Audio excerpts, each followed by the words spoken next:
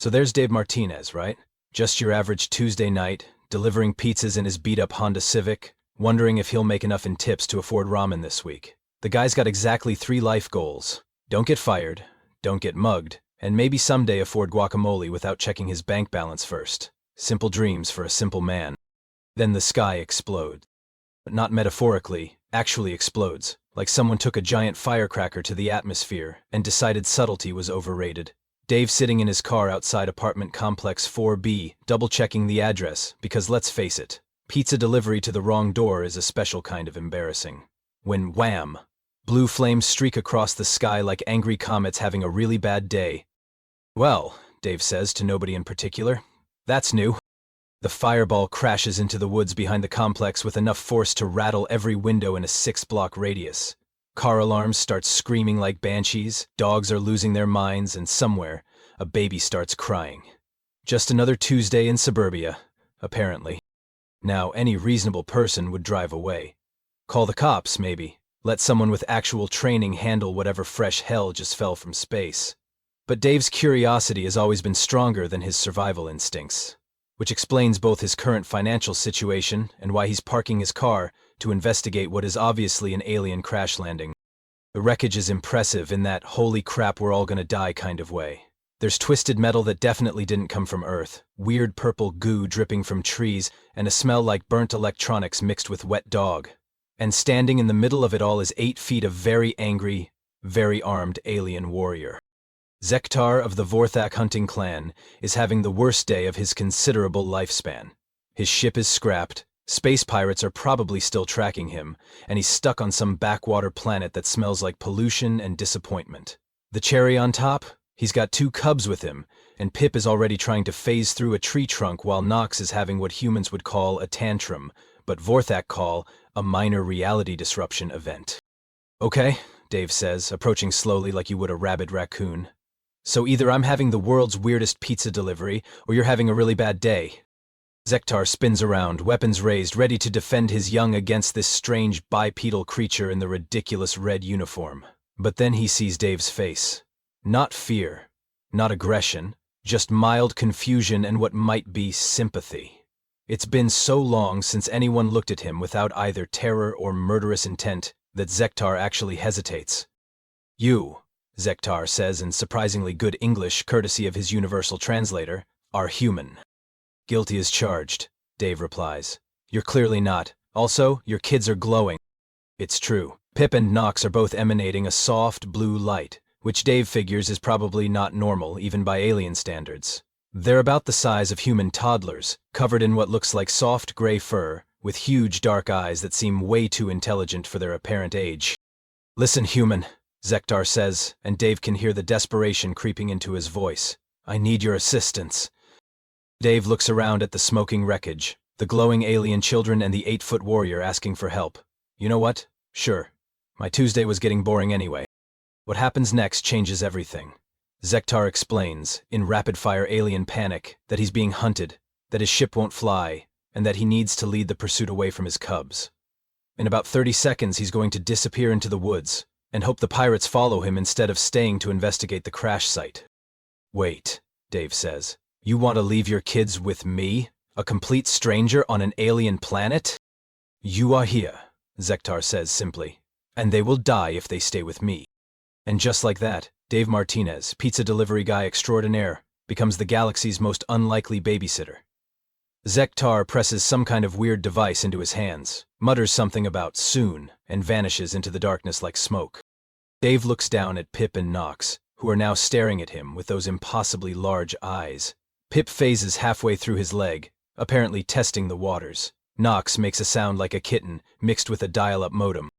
Well, Dave says to his new alien charges, this is either the best or worst thing that's ever happened to me. Guess we'll find out together. 20 minutes later, Dave's apartment looks like a tornado hit a Best Buy and then apologized by setting everything on fire. Turns out, alien toddlers have very different ideas about what constitutes appropriate indoor behavior. Who knew? Pip, the smaller of the 2 cubs, has discovered that being invisible is hilarious. One second she's sitting on Dave's couch, the next she's vanished completely, leaving only little paw prints on his coffee table and the lingering scent of ozone. Dave's pretty sure she's still in the room, but proving it is another matter entirely. "Okay, Pip," Dave says to the empty air. "I know you're here somewhere. Can you maybe not be invisible? It's making me nervous." A giggle comes from somewhere near his kitchen. Then his toaster starts floating. Knox, meanwhile, has figured out that when he gets really upset, time hiccups. Not stops, exactly, but skips like a broken record. Dave discovered this when he tried to give the kids some leftover pizza, and Knox took one look at the pepperoni and had what can only be described as a cosmic meltdown. For about 3 seconds, everything froze except Dave's consciousness, leaving him trapped in a moment of sheer, "What the hell is my life right now?" "No pizza, got it," Dave mutters, picking pepperoni off his shirt. "What do you guys actually eat?" The answer, as it turns out, is metal, specifically his kitchen appliances. Dave watches in horrified fascination as Knox takes a bite out of his blender. Not the plastic part, mind you, the actual metal blades. He crunches them down like potato chips, his little alien face lighting up with pure joy. "Oh, come on," Dave says. "That blender cost me $30. Pip materialized long enough to eye his microwave speculatively. "Don't even think about it," Dave warns. She phases through the microwave door and starts nibbling on the magnetron. Dave adds, "Buy new microwave" to his rapidly growing list of problems. Right below, figure out alien childcare, and above, explain this to literally anyone. Speaking of which, there's a knock at his door. Dave freezes. Pip goes invisible again. Knox stops time for half a second, just long enough for Dave's heart to skip a beat. "Dave?" comes a voice from the hallway. "It's Jenny. Are you okay? I heard weird noises." Jenny Park lives across the hall and has the unfortunate habit of caring about her neighbors. She's a veterinarian, which means she's used to dealing with creatures that can't explain what's wrong with them, but Dave's pretty sure alien babysitting wasn't covered in vet school. "Everything's fine," Dave calls back, while Pip starts chewing on his can opener.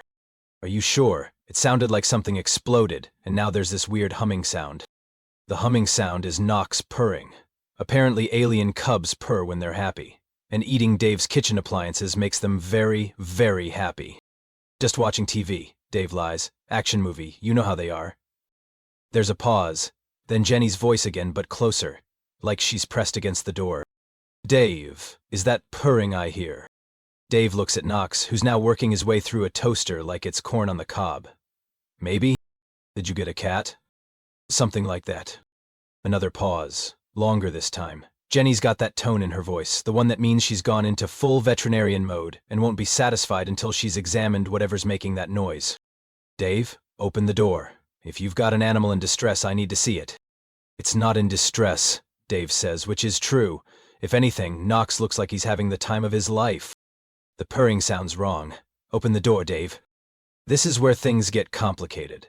See, Jenny Park is stubborn, in the way that only people who've spent years dealing with sick animals can be stubborn. She's not going away, and Dave's pretty sure his everything's fine routine isn't fooling anyone. Also, Pip has just phased through his refrigerator and is now stuck halfway inside it, visible from the waist down, kicking her little legs frantically.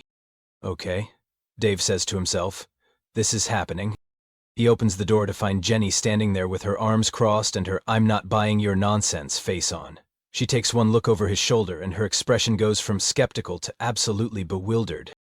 "Dave," Jenny says slowly, "why is there a small furry creature eating your toaster?" "Would you believe alien babysitting?" Dave asks hopefully. Jenny stares at Knox, who pauses mid-chew to wave a tiny paw at her. Then she looks at Pip's legs sticking out of the refrigerator. "I'm going to need coffee," Jenny says. "A lot of coffee." "Fresh out," Dave replies. "Pip ate the coffee maker." And that's how Dave Martinez acquired his first partner in the most bizarre childcare arrangement in human history. Because Jenny Park might be skeptical, practical, and occasionally sarcastic, but she's also the kind of person who sees two alien cubs in trouble and immediately starts figuring out how to help them. Even if helping them means accepting that her Tuesday night just got a whole lot weirder. 3 days into Operation Keep the Alien Kids Alive, Dave has developed what he likes to call his survival protocols. These are not written down anywhere, because writing down aluminum foil contains interdimensional toddlers sounds insane even by his current standards. Protocol 1. The gaming headset solution. Turns out, noise-canceling headphones don't just block sound. They also block whatever telepathic frequency the cubs use to share their emotions. Which means Dave, no longer gets instant migraines every time Knox has a feeling about something.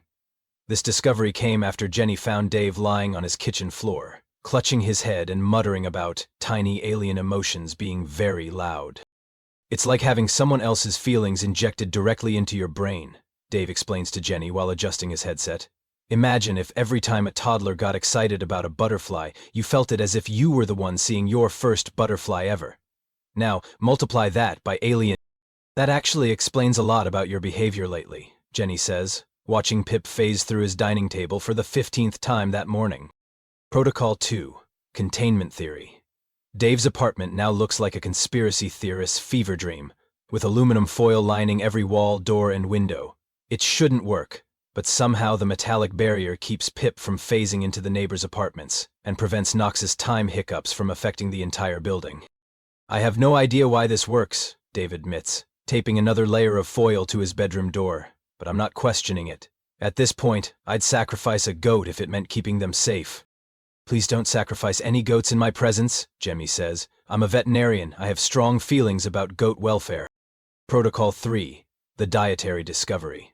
After losing most of his kitchen appliances, Dave got creative with meal planning. Turns out, the Cubs love car parts, especially spark plugs and brake pads, but they won't touch anything healthy.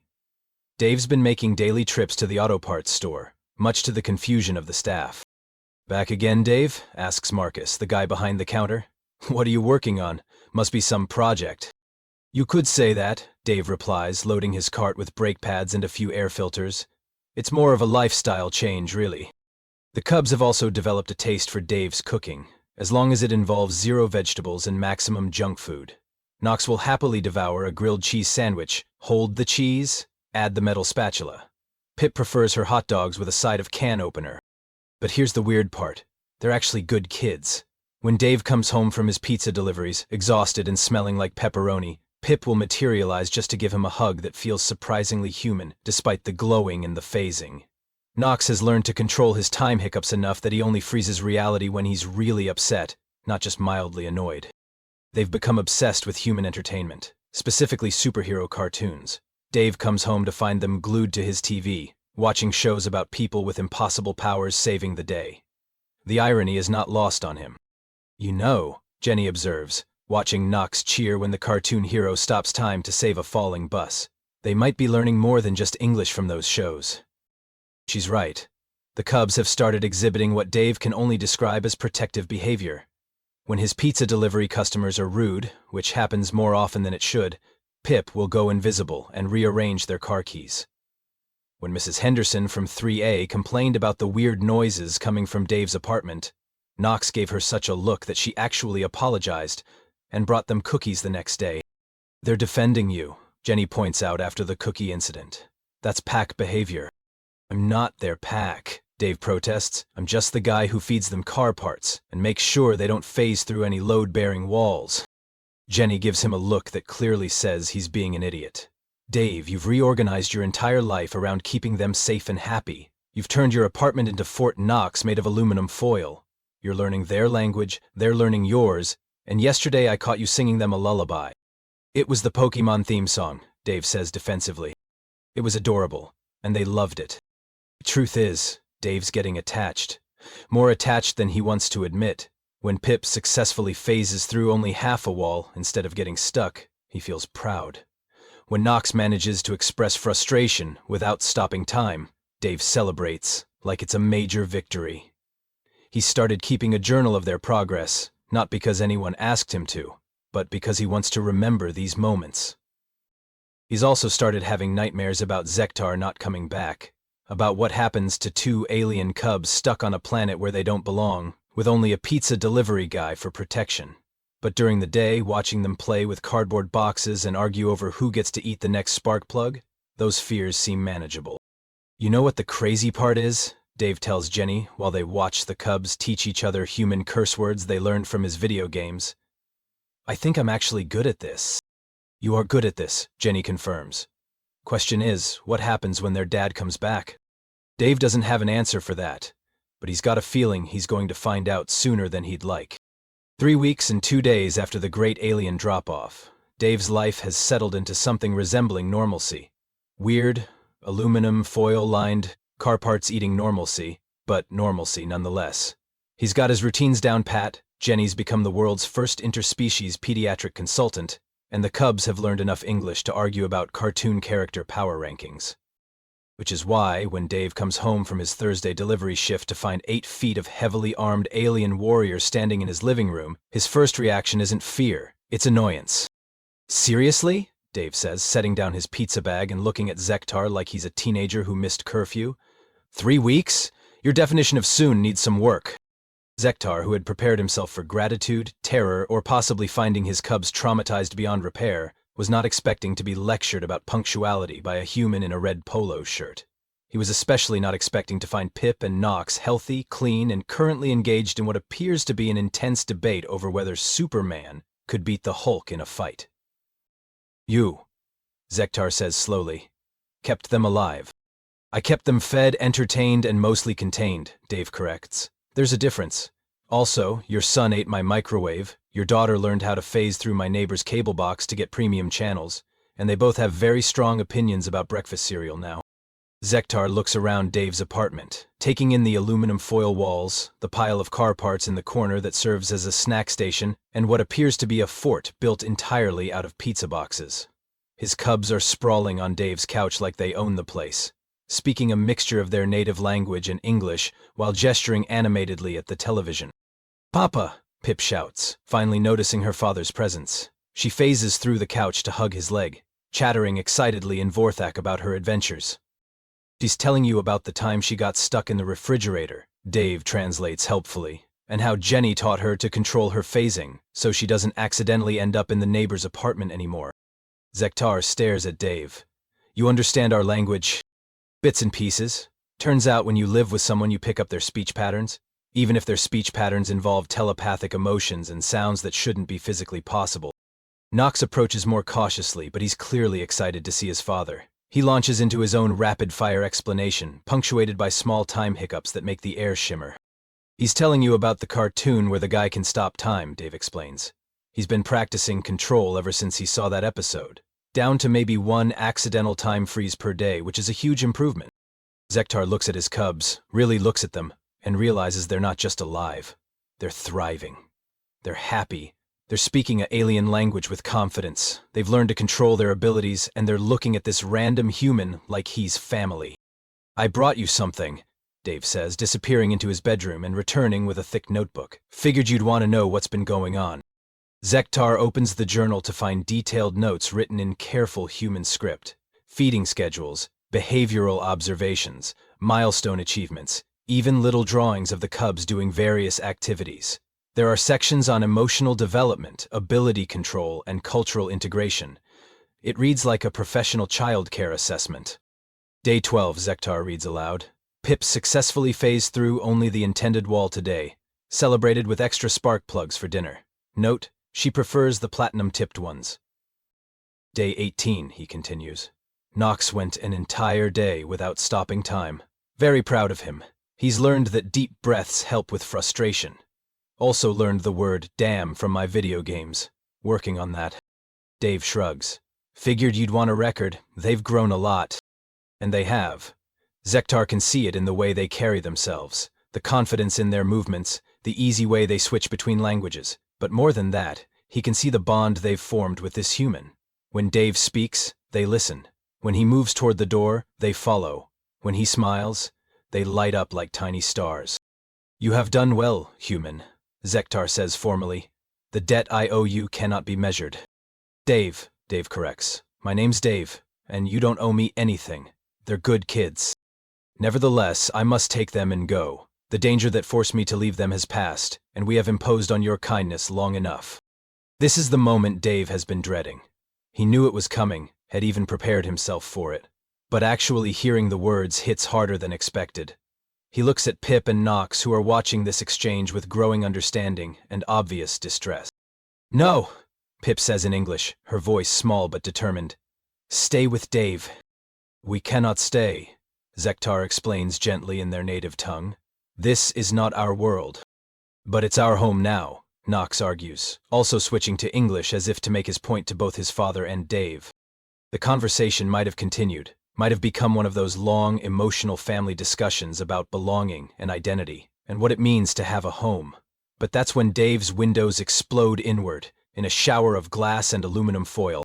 The space pirates have found them. 3 figures in black armor pour through the shattered windows, weapons raised, moving with the kind of predatory grace that says they've done this before. They're not here to negotiate or capture, they're here to finish what they started. Well, Dave says, pulling Pip and Nox behind him instinctively, this is new. Zektar snarls something in his native language that definitely doesn't translate to anything polite. His own weapons appear in his hands like magic, but Dave can see the problem immediately. 3 against 1, in an enclosed space, with 2 cubs to protect. The math doesn't look good. Uncle Dave, Pip whispers, and Dave's heart does something complicated at the word uncle. Stay behind me, Dave says, his mind already racing. Both of you. One of the pirates says something in what sounds like galactic standard, probably demanding surrender.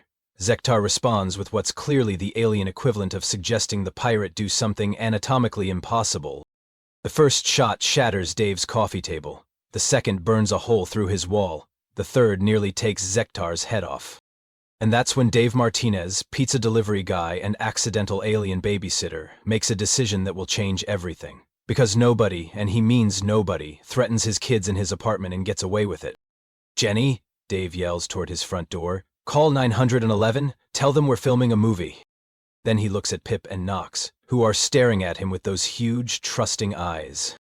Kids, Dave says calmly, remember what we learned about teamwork from those superhero cartoons? They nod solemnly. Good, because Uncle Dave's got a plan. Now Dave's plan isn't what you'd call sophisticated. It's not even what you'd call particularly intelligent. But it is 100% human, in the most beautifully chaotic way possible, which is probably why it works. Step 1. Confusion and misdirection. While Zektar engages the pirates in what can only be described as the galaxy's most violent family counseling session, Dave grabs his phone and starts making calls. Marcus? Yeah, it's Dave from Pizza Delivery. Listen, I need you to do something really weird for me. See that black spaceship that's probably hovering over the apartment complex right now? Can you ram it with your tow truck? I'll explain later. Also, I'll pay for damages. Marcus, bless his simple soul, doesn't ask questions. He just says, sure thing, Dave. Always wanted to hit something with this truck. Jenny! Dave yells through his shattered door, while dodging energy blasts. Remember when you said you always wanted to use your tranquilizer gun on something bigger than a Great Dane? This is not what I meant, Jenny shouts back. But Dave can hear her loading her veterinary supplies. Step 2. Community engagement. Dave's neighborhood isn't fancy, but it's got something most alien invasions don't account for, nosy neighbors with nothing better to do on a Thursday night. Mrs. Henderson, Dave calls to his elderly neighbor, who's peeking out her door like this is the most interesting thing to happen since the cable went out. Remember that complaint about weird noises? How about you file one with that thing? He points at the pirate ship hovering outside. Mrs. Henderson, who has spent 73 years perfecting the art of righteous indignation, takes one look at the spaceship blocking her view of her stories and marches outside with her cordless phone. Yes, I'd like to report a noise violation, she tells the 911 operator. There's some kind of aircraft blocking my satellite dish, and it's making a terrible humming sound. Step 3. Logistics and local knowledge. Dave spent 3 years delivering pizzas in this neighborhood. He knows every shortcut, every dead end, and every resident who owns something that could theoretically be used as a weapon. More importantly, he knows something the space pirates don't. Humans are incredibly creative when it comes to solving problems with inappropriate tools. Mr. Rodriguez, Dave shouts to the maintenance guy who lives 2 buildings over. You still got that industrial paint sprayer? Yeah. Why? Can you fill it with something sticky and aim it at the flying thing outside? Can do, Dave. Been wanting to try out the new paint mixture anyway. Within minutes, Dave has coordinated what can only be described as the neighborhood watch response to an alien invasion. It shouldn't work. By any reasonable standard, a bunch of humans with household items should not be able to take on advanced alien technology. But here's the thing about humans that the rest of the galaxy consistently underestimates. They're really, really good at improvising, and they're absolutely terrible at knowing when something is impossible. Marcus drives his tow truck straight into the pirate ship's landing gear. Mrs. Henderson files 17 different complaints with various city departments about the unauthorized aircraft. Mr. Rodriguez manages to coat 2 pirates in industrial-strength adhesive. The teenagers from the corner start filming everything and posting it online with captions like, "Sick movie special effects." And in the middle of all this beautiful chaos, Pip and Knox finally understand what Dave's been trying to teach them about teamwork. Pip doesn't just go invisible. She goes invisible and systematically steals every weapon the pirates are holding, phasing them out of their hands and dropping them in Dave's bathtub. She's learned patience from Dave, learned strategy from cartoons, and learned timing from 3 weeks of living with someone who actually pays attention to what she needs. Knox doesn't just stop time randomly. He waits, watches, and freezes reality at precisely the right moments. When a pirate aims at Zektar, Knox stops time just long enough for his father to dodge. When another pirate tries to grab Pip, Knox gives Dave 5 seconds of frozen time to tackle the guy. "They're working together," Zektar says in amazement, watching his cubs coordinate their abilities like a military unit. "We learned from the best," Dave replies, then immediately ducks as an energy blast shatters his kitchen window. "Also, we've been practicing." "You've been training them for combat?" "I've been teaching them Super Smash Brothers. Turns out the skills transfer." The battle, if you can call it that, lasts exactly 14 minutes.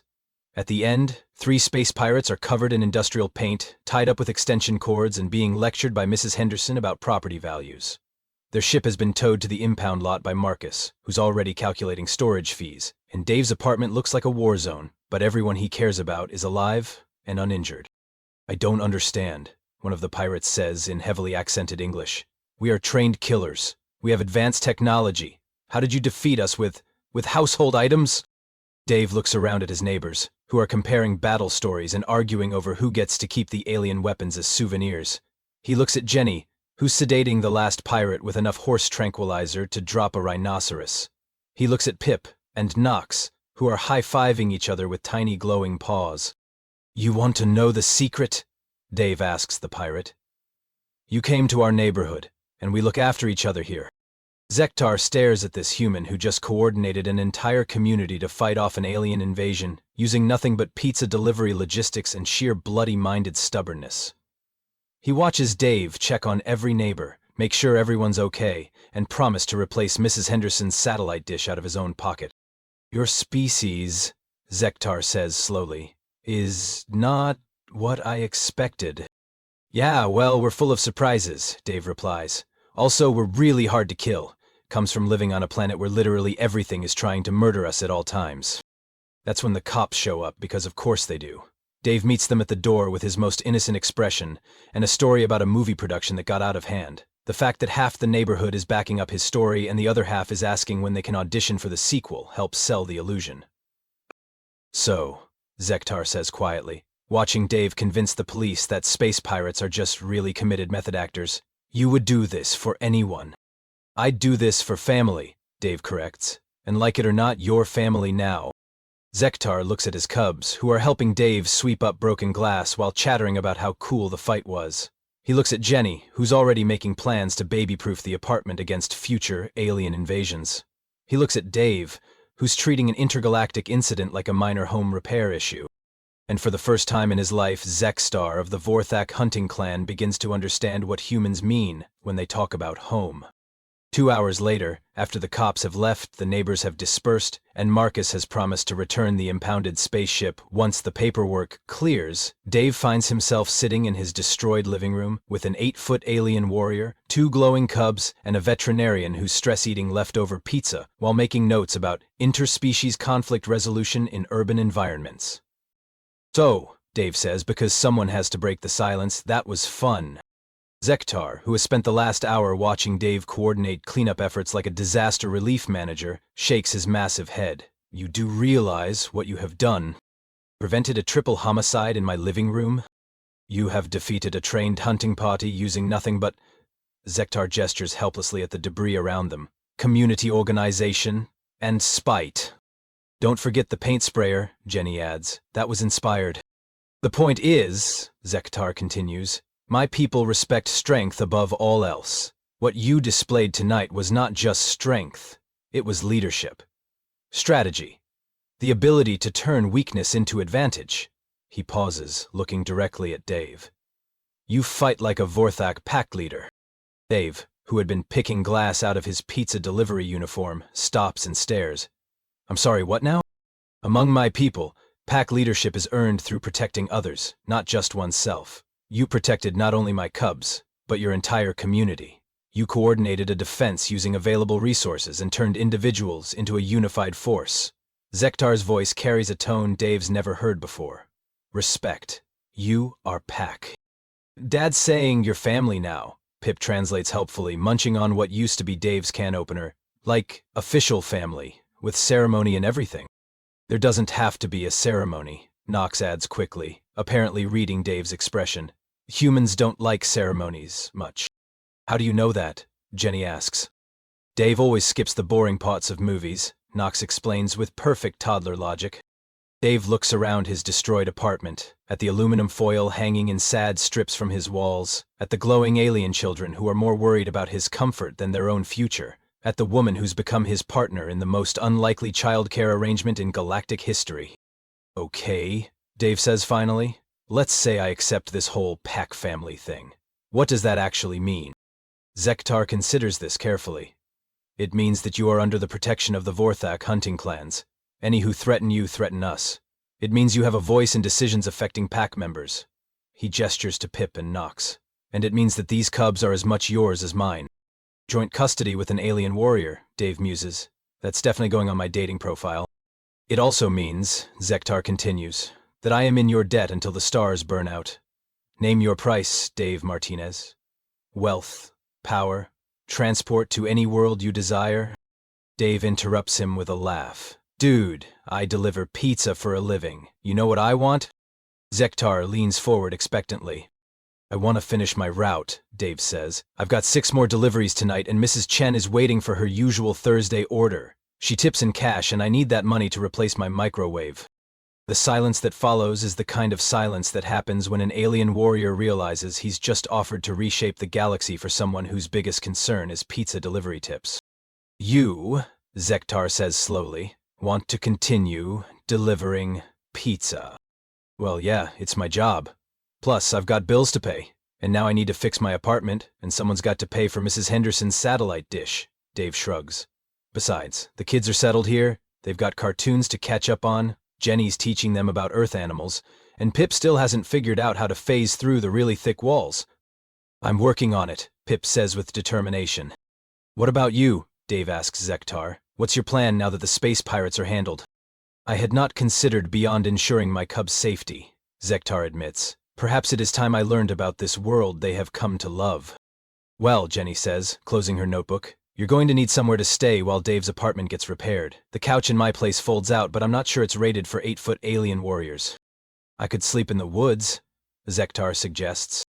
Absolutely not, Dave says immediately. Family doesn't sleep in the woods when there are perfectly good couches available. We'll figure something out. And they do figure it out, because that's what humans do. Within a week, Zektar has learned to duck under door frames, mastered the art of grocery shopping for car parts, and discovered that daytime television is somehow both fascinating and terrible.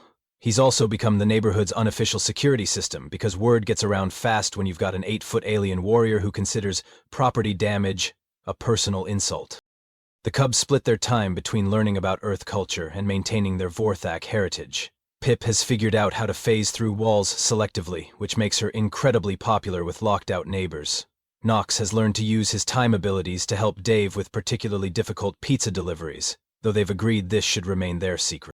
Jenny has started writing a paper on interspecies psychology and community integration, which is either going to revolutionize xenobiology or get her laughed out of the veterinary community. Possibly both. And Dave? Dave goes back to delivering pizza. Except now, he's got the most interesting family in the galaxy. His Tuesday nights have gotten significantly weirder, but also significantly better. You know what the funny thing is? Dave tells Jenny one evening, while they watch Zektar try to understand why humans voluntarily watch horror movies while the cubs provide running commentary in 2 languages. What's that? I used to think my life was boring.